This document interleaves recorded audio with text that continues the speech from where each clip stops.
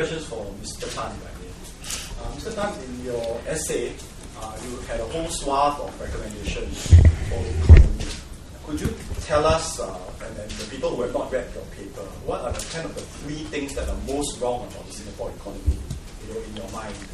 Why are they wrong, and how will you change them? My second question is with regard to your comments just now that you said you could not bring yourself to run even against some of your friends, and you have a list of friends in the cabinet. Yeah. My question is, if you cannot even bring yourself to run against your friends, how do we know that you will be effective in opposing them in Parliament later? Can you be really harsh with them?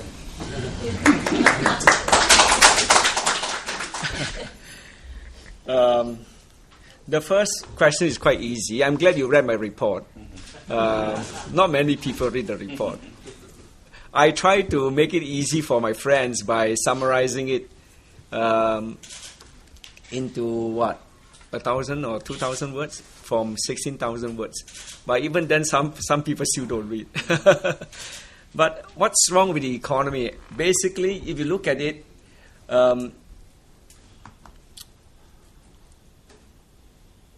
instead of going through the report, I would just simplify it by saying the nature of the economy, the emphasis on manufacturing as the prime mover of the economy has resulted in dependence on workers, on especially cheap workers.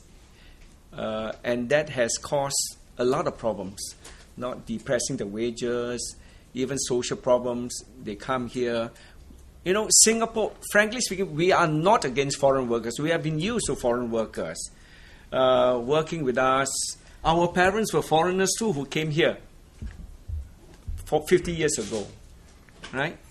We are not. But what has happened in the last 10 years is with the number and the speed of foreign workers coming in, there seems to be an attempt to catch up. And that is where the nature of the economy is at fault, because it is export-driven, dependent on foreign exports, and this is volatile.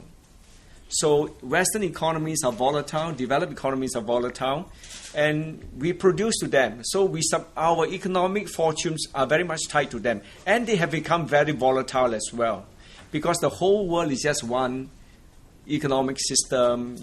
You have global change all over. Cheap ones in China, more technology advancement in Japan, Germany, capital equipment, but the cheap ones in China, India. So something happens, the whole world is very interconnected, and it has become very volatile because of the nature of our economic policy. So I wouldn't want to go into details, but that's the whole thrust of it. That's the whole thrust. And my recommendations is to take away this volatility by turning Singapore into a regional services hub. And I think Singapore, before, you must know that we went into low-cost manufacturing only in the 1960s when there was massive unemployment in Singapore. We were so keen to get jobs, to generate jobs to keep our people unemployed, because a hungry man is an angry man. You find in North Africa, you have 20-30% unemployed youth in Pakistan and all that. They are a source of problem. So we want to get rid of them. We have 10% unemployment in Singapore in the 1960s. So we were quick to create jobs. But we were so successful creating jobs that we forgot what the whole objective was all about. And yet we continue with manufacturing, generating jobs, and creating over-dependence on foreign workers. But Singapore, before this shift into manufacturing, was already a successful metropolis. Even before the PAP came to power, without manufacturing, we were successful. I remember a BBC documentary about Singapore in 1938. We were already a thriving metropolis, serving the region. So we know that we have a place in this world without manufacturing. And I think the advantage is that we will become less volatile by going to services which will take advantage of the high education level of our people. Why do you want to go manufacturing? Why the jobs go to foreigners? Even your high level, your expats come from abroad. So what are Singapore's there for? What is manufacturing for? For whom?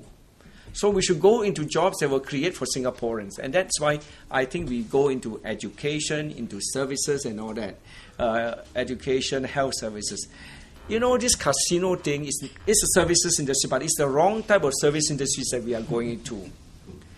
I was disappointed with several of the PAP candidates. One of them, at least, he said that he was opposed to having a casino, but when he saw that it would create 35,000 jobs, he gave up his objections and supported the casino.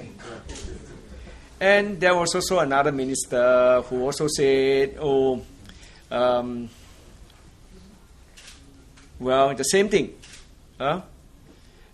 Cried and then don't know whether to stop crying or not after 35,000 jobs and all that. So, Mr. Lim Boon Hing is also my good friend. So I mean no offense to him. I think I would also be very emotionally charged if I have to support the decision that I do not agree with my heart. I know it is difficult to agree with something that you cannot reconcile with your own self. And that is what has happened with him and with other people. But I think on this jobs thing, it's ridiculous. I am very disappointed with these people who say that I have no objections after you show me you have created 35,000 jobs.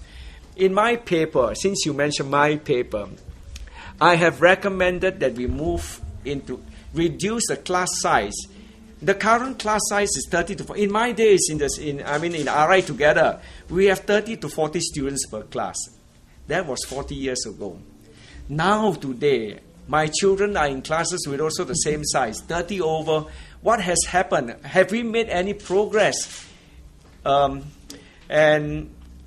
these years, every term, at the end of each term, I go to parent-teacher meeting. And the teachers tell me they can't complain, they can't cope. Don't you send your students to private tuition outside and all that sort of thing. You know, we can't really give attention to your children, 30, 40 of them. No. I have recommended that we should reduce the class size by half. By half means you double the number of teachers. Right now we have 30,000 teachers. Doubling teachers means you double 30,000. You need another 30,000 more teachers over the next 5 years. What is this 35,000 jobs created by casinos? Nothing. You just spent 5 years, $10 billion. You created 30,000 jobs for teachers. These are noble jobs. These are good jobs, meaningful jobs to invest in the future of our children. Not these casino jobs, dealers, groupiers, most of them.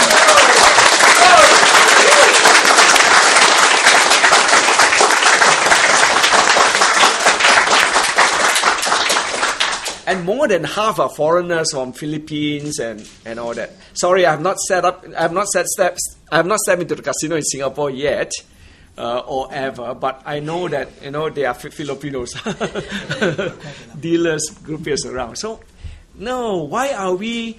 And these people are impressed. Support casino because they created it. What type of jobs are these?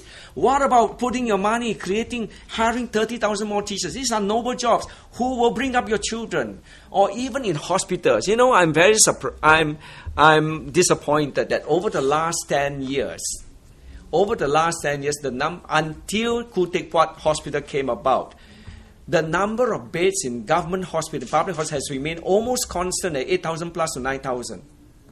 In fact, in 1 year, there was a dip because they were doing something to Alexandra Hospital, which has more than just 100 beds. But it dipped. You know, how can you run a public health policy, hospital policy, without increasing the number of hospital beds when your population increases? Don't you provide for increase in population, especially when you have foreigners coming in too?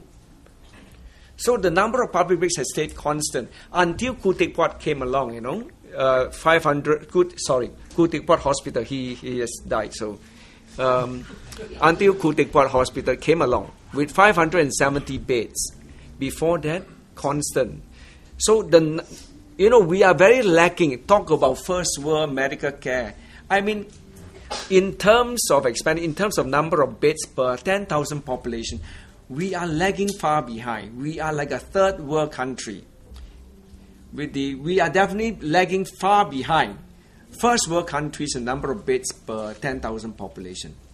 Number of doctors per 10,000, we are only half of developed countries. Same thing, nurses and all that. You put money into this, you increase the number of beds, the number of hospitals, you will have to increase the number of jobs for doctors, for nurses, for physiotherapists, for all kinds, hospital attendants, even teachers you have in schools also, you have gardeners, security guards, all this. In addition to 30,000 teachers, you have, I think, several thousand more other jobs, ancillary jobs. Same thing with hospitals. So I can tell you, we will be able to generate more than 35,000. And these are very good, very noble jobs. Not all this croupier dealers thing. So this is where a sense of balance must be there in government, in cabinet, when they decide whether to have casino. If you are just looking for jobs, there are many other ways of looking for jobs. Go for meaningful jobs. Unless you are not a moral government. If you are a government with a moral purpose, set moral limits on what you want to do. Thank you. Well, the second question. Second question. I was hoping you forgot. Let me sip it first. Well, running against friends is something I would avoid, at least for the first round. But if I get into parliament and become established adversaries in parliament, and when they know that when we evolve a culture of first world politics that Dr. Ang alluded to, right now it is still not. So you have comments like, why all these former scholars are coming up against me? What have I done wrong? I mean, this sort of attitude is third world politics. It's not first world politics. But once we achieve in building up a culture of first world politics, I think when we run against friends, they know it is with the national interest at heart. But we have not reached there. First round, I will avoid them. Second round, they will